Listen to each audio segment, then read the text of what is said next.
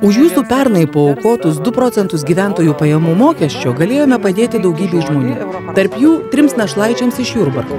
Prieš 7 metus jų tėvai žuvo autoavarijoje. Juos globojo močiutė, o kai ši paseno, globėjai. Tačiau jie vaikus tiesiog išvarė ir broliai atsidūrė vaikų namuose, o pilnametė sesė Jurbarke. Šiandien našlaičiai sykiu. Jie įsikūrė nuosavame bute gimtajame mieste. Rūteliai te buvo 18, kai pėsčiųjų perėjoje šalia Edukologijos universitetoje partrenkė visiškai girta vairuotoja. Šventų kalėdų išvakarėse suluošinta mergina paniro į gilią komą.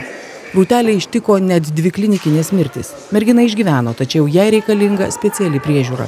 Paaukoti pinigai pagelbėjo sumokėti už slaugą ir priežiūrą. Bėga prakaitas per kūną. Alsėdžių vidurinėje mokykloje vyksta tikri stebuklai. Linkę nusikalsti jaunuoliai čia tampa Lietuvos patriotais, pasirengusiais ginti tėvynę.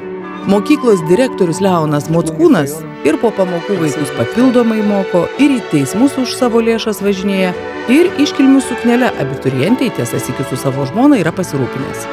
Smagu, kad tokiai mokyklai galėjome skirti lėšų sporto inventoriui įsigyti. Jūsų aukos padėjo Aurelijai, vienai auginančiai 2 sūnus. Vienas jų neįgalus, labai triukšmingas ir kaprizingas. Tikras išbandymas mamai vykti viešuoju transportu. Po bėdų turgaus jį galės įsigyti teisės ir automobilį. O Liana ir 2 jos vaikai nebešals. Onkologinė liga serganti 2 vaikų mama pati liko našlaitė sulaukusi vos 4. Ji daro viską, kad toks pat likimas neištiktų jos vaikų. Ačiū už nuramintas motinas. Dėkojame visiems aukotojams. Kviečiame bendradarbiauti ir toliau. Platesnė informacija ir aukojimo formos bėduturgus.lt /2 procentai.